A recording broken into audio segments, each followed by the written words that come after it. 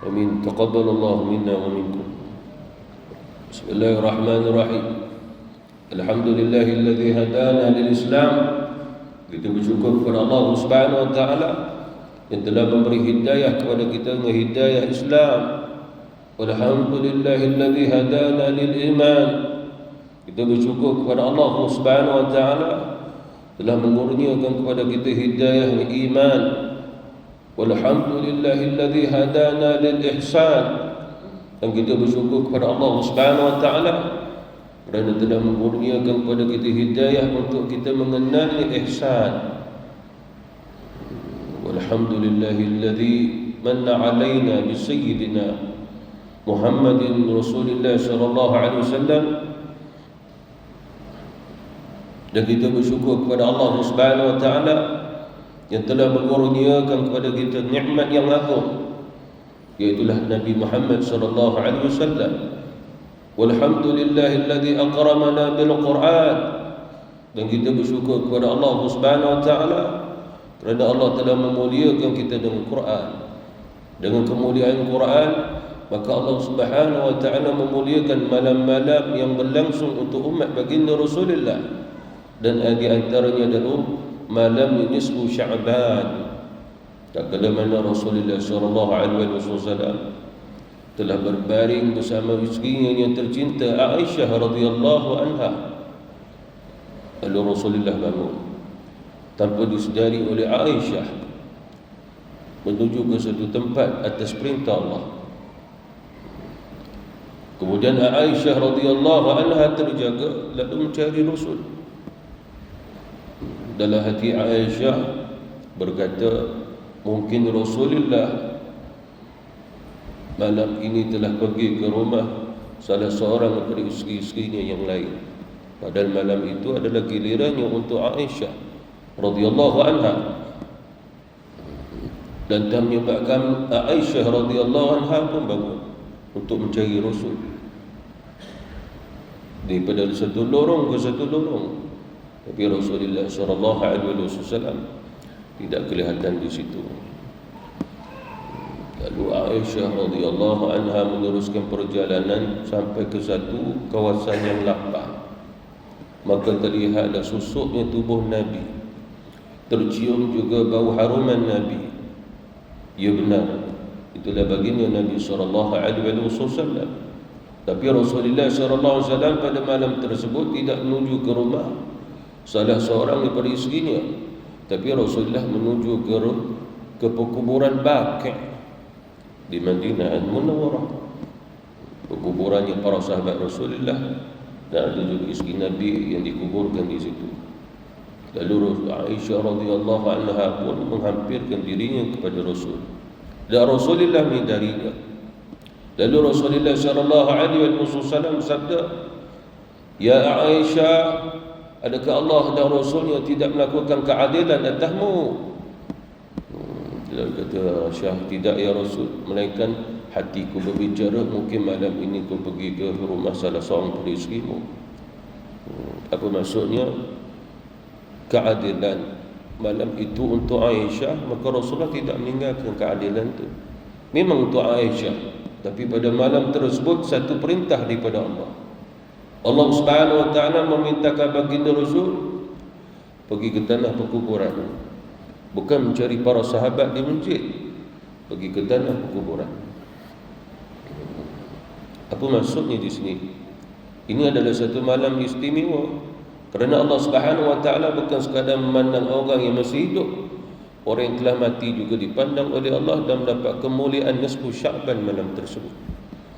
Lalu kehadiran Rasulullah ke perkuburan Baqi' untuk menunjukkan dalil bahawasanya mereka juga perlu mendapat kemuliaan keistimewaan nisfu Sya'ban. Kerana Allah Subhanahu wa taala apabila dia melihat, bukan seperti mana mata kita yang melihat dengan hadnya, dengan satu pandangan yang memiliki hadnya. Tapi Allah Subhanahu wa taala apabila dia memandang, maka dia memandang dengan sifat dia yang maha memandang dan tidak pernah putus daripada apa yang dipandangnya.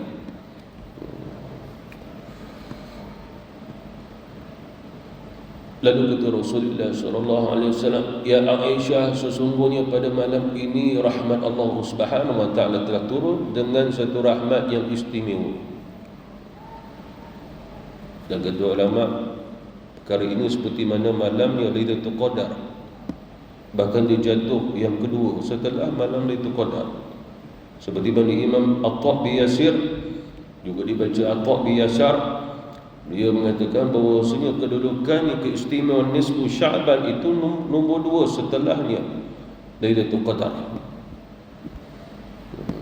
Dia seorang tabi'in, menunjukkan keistimewaannya. Dan Imam Syafi'i diriwayatkan di Imam Rabi' anak muridnya yang menulis kitab Al-Um yang dinisbahkan pada gurunya Al-Imam Syafi'i, bahawa Imam Syafi'i mengatakan ada 5 malam yang doa tidak akan ditolak oleh Allah, iaitulah antaranya malam yang nisfu Sya'ban. Kita di Malaysia ini lazimnya memilih malam yang nisfu Sya'ban pada malam yang ke-15. Tapi rata-rata di negara Arab memilih pada malam yang ke-14. Itu tidak ada masalah. Sebagai ulama menyatakan nisf pertengahan itu bermula pada 14 dan 15. Dalam mazhab Maliki memulai daripada malam yang ke-13. Tapi jumhur ulama lebih memilih 14 ataupun 15. Kita di Indonesia pilih yang 15. Itu tidak ada masalah.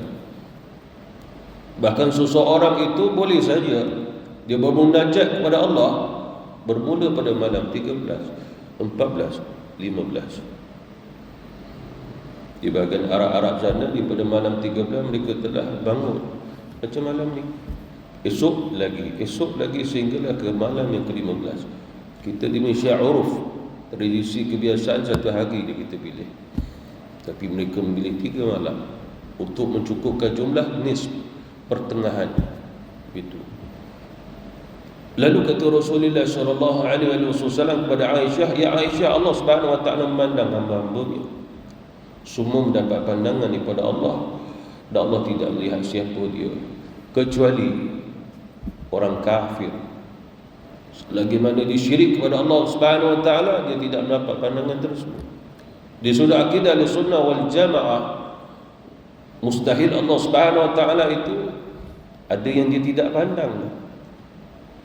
Tapi Rasulullah mengatakan bahawasanya bagi orang yang masih syirik kepada Allah, dia tidak mendapat pandangan tersebut. Lalu kata Imam An-Nawawi, maksudnya adalah pandangan rahmat yang khusus.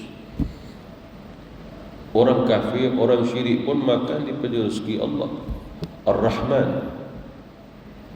Mereka juga bernyawa dengan nyawanya yang diberi oleh Allah Ar-Rahman. Mereka juga hidup, duduk, bangun dengan Ar-Rahman, Allah yang Maha Pengasih. Tetapi buat umat Rasulullah yang beriman kepada Allah, yang Islam, maksud daripada pandangan Allah Subhanahu wa taala adalah tidak lain pengkhususan yang mana Allah Subhanahu wa taala mengistimewakan barang siapa yang bersungguh-sungguh mahu mendapat pandangan daripada Allah. Jangan kita mengkaitkan pandangan di sini seolah-olah ada satu rupa sedang memandang kita. Allah bukannya boleh dirupa-rupakan kerana dia bukan rupa. Jangan kita mengkaitkan Allah Subhanahu wa taala berada satu tempat lalu sedang melihat kita yang dia berada di tempat tersebut, kita pula berada di bawah sini. Jangan dikaitkan demikian, kerana Allah Subhanahu wa taala itu wujud, tidak ada kaitan dia bertempat. Yang zilu Rabbuna minas sama'i, Tuhan kita telah turun daripada langit. Jangan kita mengkaitkan Allah telah turun makna di atas, dia turun ke bawah, paling bawah pun minas sama'i dunya, di langit dunia. Kerana Allah dulu atas lagi. Itu juga kesalahan, dia sudah akidah Ahlussunnah wal Jamaah. Lalu ulama menyatakan masuk hadisnya Allah ini Tuhan kita turun adalah rahmatnya. Sehingga Nabi menyatakan lagi, Allah berfirman, firman Allah Subhanahu wa taala yang inilah menunjukkan pada syarah hadis Allah Subhanahu wa taala turun. Allah berfirman, siapa di antara mereka yang minta ampun denganku, aku tak lihat dia siapa, apa dosanya, aku ampunkan. Siapa yang di antara mereka mahukan rezeki, Mohon saja kepadaku, aku tidak melihat siapa dia, aku akan beri. Apa maksud dia di sini? Itulah kasih sayang Allah yang dia tidak melihat kita siapa dah. Kalau di antara kita akan memilih orang tu kita tidak suka, dia meminta, aku takkan bagi. Kalau orang tu kita benci, langsung kita tidak mahu melihat dia. Bahkan dalam mimpi pun tak mau tengok dia. Kalau mimpi pun tak mau. Itu ada satu lagu lah, lagu Fauzia Latif. Dalam mimpi pun tak mau tengok, dah benci sangat gitu. Lalu inilah maksudnya rahmat Allah Subhanahu wa taala yang perlu kita fahami. Seperti mana tafsirul Quran yang telah kita pelajari, fa in kadzabuka faqul rabbukum dzu rahmatin wasi'ah. Ya Muhammad, walaupun mereka mendustakanmu, sabar. Mereka mendustakan Nabi, menyakiti Nabi, katakanlah Tuhan kamu memiliki rahmat yang sungguh luas.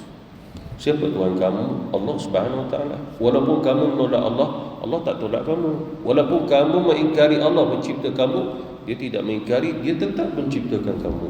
Itu Allah, dia tidak pernah berdusta. Manusia akan menolak, Allah tidak menolak. Kita lihat selama manusia, apabila dia telah mula benci, maka dia menjauhkan diri.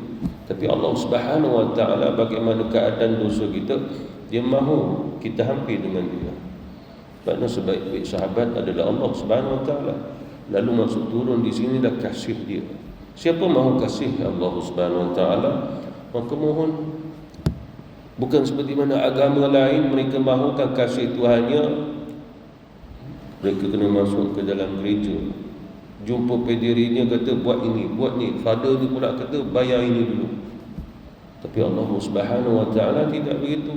Di mana-mana saja kita berada, tetap dia kata fa inni qarib, aku hampir, sangat hampir dengan kamu. Sangat hampir. Dia tidak pernah mengatakan ba'id, Allah tu jauh. Tapi dia mengatakan fa inni qarib, aku ni hampir. Wa idza sa'alaka 'ibadi 'anni fa inni qarib. Ya Muhammad, hamba-hambaku tanya tentang aku, aku bukan duduk jauh-jauh yang mana bertempat. Fa inni qarib. Qarib maksudnya adalah rahmatku sentiasa hampir. Kalau kamu mahu keampunan, maghfirah, keampunanku sentiasa hampir. Mohon saja, walaupun dengan hati kamu. Di atas dunia tidak ada sesuatu urusan pekerjaan, urusan apa pun yang mana dengan hati. Kita kerja kerajaan, ada ke kerajaan dengan hati? Tidak, dengan perbuatan. Lidah bercakap, tak ada senyap percakapan hati. Tapi Allah Subhanahu wa taala memudahkan kita berbicara dengannya dengan hati, dia terima. Doa dengan hati, dia terima. Zikir dengan hati, dia terima. Munajat dengan hati, dia terima. Itulah maksud kasih tadi. Lalu Allah Subhanahu wa taala memandang, kata Imam An-Nawawi, pandangan ini maksudnya siapa bersungguh-sungguh mahu pandangan daripada Allah, wujud niat bersungguh-sungguh, insya-Allah dia akan dapat pandangan tersebut. Dan pandangan daripada Allah Subhanahu wa taala membawa maksud bukannya seperti mana dia fahami dia akan mendapat habuan-habuan dunia. Bukan. Kayu semakin kaya, miskin jadi kaya. Tapi yang dimaksud adalah taqarrub ila Allah, ma'rifatullah, faqihu fid din. Itu maksud dia. Bukannya seperti mana difahami oleh ahli dunia, bahawasanya sesuatu yang dikurniakan oleh Allah Subhanahu wa taala menyebabkan dia semakin senang kehidupan duniawi. Tapi apabila kita meminta doa itu mukhul ibadah, doa itu dah jadi ibadah. Maka apabila Allah memberi kepada kita, menggerakkan, menguatkan, memantapkan ibadah balik. Kerana apa? Kerana orang kafir juga meminta, Allah memberinya. Dengan usahanya Allah memberinya. Sama bagi orang-orang yang mana yang tidak meminta dengan Allah, dia Islam, usahanya sama seperti mana kafir, kafir pun sama seperti mana Islam, dia dapat dengan bahagian yang sama. Kerana Allah telah takdirkan siapa yang usaha dia akan dapat. Itu disebut oleh Allah dalam Quran, barang siapa yang mahukan dunia, dia usaha dia akan dapat. Tapi orang kafir dia tidak pernah berusaha untuk akhiratnya. Lalu bila kita mohon kepada Allah Subhanahu Wa Taala, ini yang diberi oleh Allah yang tak sama seperti orang kafir ini. Orang kafir tak dapat bahagian tersebut. Oleh kerana itu, apabila Allah Subhanahu Wa Taala memberi ini kepada kita, pemberian daripada Allah berupa kembali balik pada ibadah kepada Allah, ma'rifah kepada Allah, faham agama. Itu maksudnya. Lalu kata Imam An-Nawawi lagi, Allah Subhanahu Wa Taala memandang pandangan rahmat. Maksudnya adalah hati kita, jiwa kita akan kembali terdidik, berada di atas landasannya, berada di atas yang sepatutnya apabila seseorang telah mendapat pandangan daripada Allah. Bahkan satu riwayat disebutkan oleh Rasulullah SAW, setiap hari Allah Subhanahu Wa Taala memiliki 360 pandangan. Tetapi kata ulama, maksud 360 pandangan bukan kita boleh kira pandangan yang pertama bermaksud ini, pandangan yang kedua ini, bukan. Tapi 360 pandangan Allah Subhanahu Wa Taala semua adalah rahmatnya. Sehingga disebutkan dalam riwayat, barang siapa yang dapat satu daripada 360 pandangan daripada Allah, memadailah baginya hari tersebut. Apa maksudnya di sini? Rasulullah berbicara agar mohonlah agar kita mendapat pandangan daripada Allah. Masuk pandangan daripada Allah Subhanahu Wa Taala, tercurahnya akan ridhanya, tercurahnya akan keampunannya, tercurahnya ilmu daripada Allah kepada kita. Itu maksudnya. Seperti mana baginda Rasulullah, ilmu yang tercurah yang ada pada Rasulullah terus langsung kepada Allah ke Rasul. Tanpa Rasulullah SAW perlu memiliki satu ilmu yang lain. Seperti mana Isra' wal Mi'raj, Rasulullah tidak pernah ada pengalaman, Nabi tidak ada ilmu tentang Isra' wal Mi'raj. Tapi Allah Subhanahu Wa Taala membawa Rasul, membawa dengan kasih kerana dia hamba yang sempurna. Subhanalladzi asra bi'abdihi. Apa maksudnya? Ini sebahagian pada seseorang yang telah mendapat pandangan daripada Allah Subhanahu Wa Taala. Maksudnya adalah ilmu yang diberi secara langsung daripada Allah. Kita belajar ilmu, ada kitab, ada guru, tetapi pada malam-malam gini, pada malam Lailatul Qadar, kata ulama, dia langsung daripada Allah. Lalu terjawab di sini sebahagian kata ulama, setiap malam Allah memandang. Tetapi apabila disebutnya Lailatul Qadar, malamnya nisfu Sya'ban, dan berapa lagi malam antaranya malam Idul Fitri, Idul Adha, apa maksud pandangan di sini? Tidak lain, ini secara langsung Allah kepada kamu. Kamu terus langsung kepada Allah. Maksudnya apa? Walaupun kamu duduk bersimpuh dalam keadaan seorang-seorang, tapi kamu hanya dengan Allah.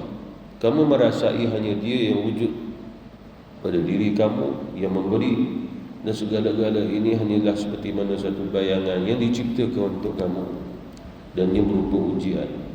Tapi yang menjadi al-haq sebenarnya adalah Allah Subhanahu Wa Taala. Apabila hati kamu berbicara merasai demikian, kamu sedang mendapat pandangan daripada Allah. Itu maksudnya.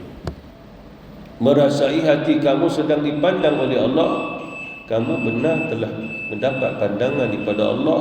Seperti mana Rasulullah mengajar kita tentang al-ihsan.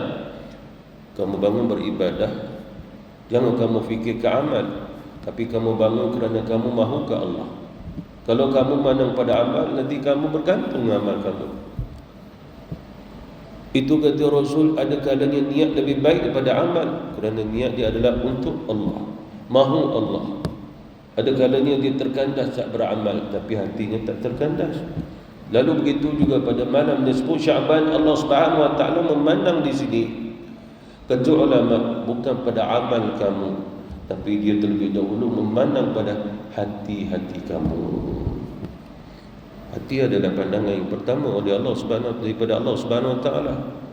Seperti mana dalam hadis sahih, innallaha la yanzuru, sesungguhnya Allah Subhanahu Wa Taala Dia tidak melihat suarikum, amwalikum, rupa paras kamu cantik ke tidak, gelap ke cerah ke, harta benda kamu. Innallaha la yanzur, Allah tidak melihat itu. Walakin Tapi Allah Subhanahu wa taala melihat qulubikum wa a'malikum. Rasulullah menyebut memulai hati kamu, kemudian amal kamu. Amal kamu itu kembali tak pada hati. Maksud kamu beramal dengan kamu nak beramal, ataupun Allah ada dalam amalan kamu, Allah ada dalam hati kamu. Oleh kerana itulah maksudnya hadis Rasulullah, Allah memandang kamu adalah dia memandang hati kamu.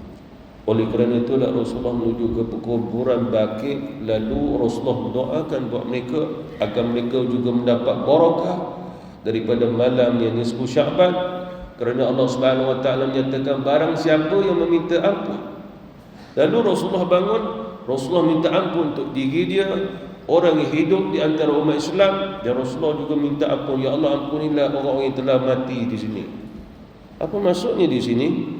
Maksudnya adalah kita tidak mengkhususkan akan doa untuk diri kita, tapi juga doa ini adalah tersebar untuk di timur, di barat, di seluruh daripada penjuru alam, agar kita dan seluruh umat Islam diberi keampunan oleh Allah, sama ada yang masih hidup ataupun telah mati, kerana kedudukan malam nisfu Syaban sangat-sangat istimewa.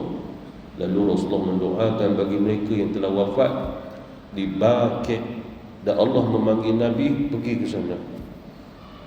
Ini menunjukkan satu dalil bahawasanya kalau kita berpeluang pergi ke mana-mana pusara kuburan, maka doakanlah pada malam nisfu Syaban agar seluruh yang berada di tanah perkuburan tersebut diberi keampunan oleh Allah Subhanahu wa taala.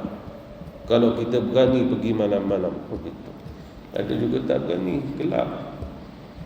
Buatnya dia pergi kaki pula tu, macam ada orang tarik pula tu, lagi dia tak mari dah esok. Jadi menunjukkan Allah Subhanahu wa taala merahmati. Dia tak lihat siapa kita, asalkan yang syirik kepada Allah. Maka apabila mendapat pandangan pada Allah pada kesungguhan, dia bertobat kepada Allah. Orang yang mendapat pandangan daripada Allah pada hatinya, orang yang tidak solat kembali solat, orang yang tak mau puasa akan berpuasa, orang yang tak mau belajar kembali belajar, orang yang tak mau berjamaah akan datang berjamaah. Semangat pada Islam sebab dia dah faham agama. Itulah seseorang yang kesannya telah mendapat pandangan pada Allah. Itu yang maksud hadis Rasulullah, dia tidak syirik, dia dapat, walaupun dia orang yang berdosa sekalipun, dia tidak syirik kepada Allah, maka Allah akan mengubah hati dia. Itulah maksudnya. Wallahu ta'ala a'lam, billahi taufiq wal hidayah. Wassalamualaikum warahmatullahi ta'ala wabarakatuh.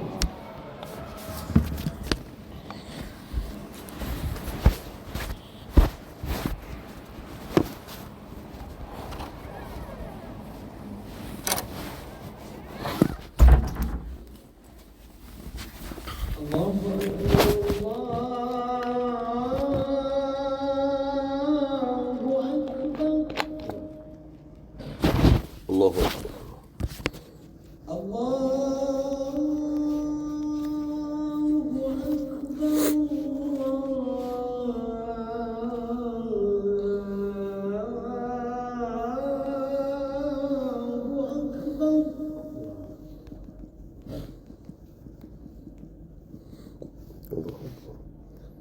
أشهد أن لا إله إلا الله أشهد أن لا إله إلا الله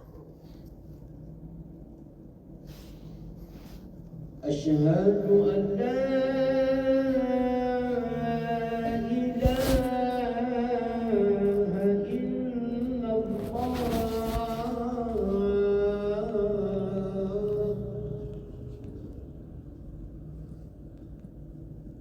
أشهد أن محمدا رسول الله